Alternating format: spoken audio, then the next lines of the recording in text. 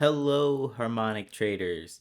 Here we are on CAD/JPY, which is short for the Canadian dollar against the Japanese yen. Yet again, we are going to be going over another harmonic pattern, and this one is the beautiful butterfly pattern. Let's take it back to the building block, shall we? Starting from highs and the lows.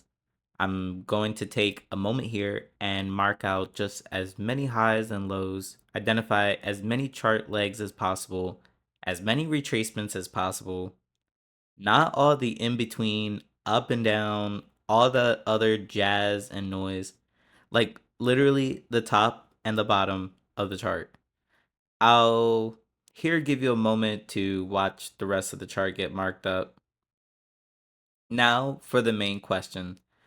How do I construct or identify the butterfly harmonic pattern? The answer is that we would start from any high or low point, which then we would label our X anchor point and our A anchor point. Of course, the B anchor point is going to be at the 0.786 Fibonacci level. That being said, we're going to take our Fibonacci's from the high of this candle all the way to the wick. So I'll make a little slight adjustment here to make sure I'm surgical and touching the tip of the wick, the highest point before it dropped off the cliff. I'll remind you, I'm very surgical with marking up the charts. So from the low, it retraced up to the 0.786 Fibonacci level using the regular Fibonacci tool. And we can confirm that we have found our butterfly's B point. Now for the next steps. We have to take a Fibonacci tool from point A to point B so that we can find the C anchor point and make sure it's either true or false, which would either validate or invalidate this pattern. We need a 50% minimum retracement. And boom, we got our 50% minimum retracement.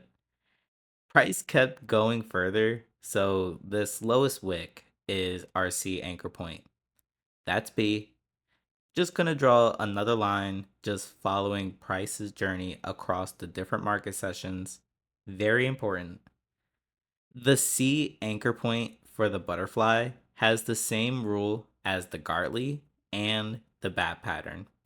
The same rule about not crossing the A anchor's Fibonacci level. Now for the best part, our entry point.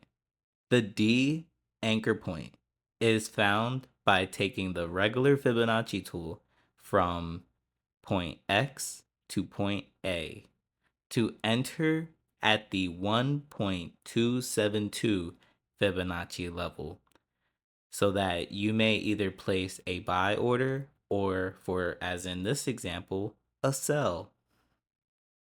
Let's go ahead and fill in our beautiful butterfly pattern with the XAB CD tool to make it look official.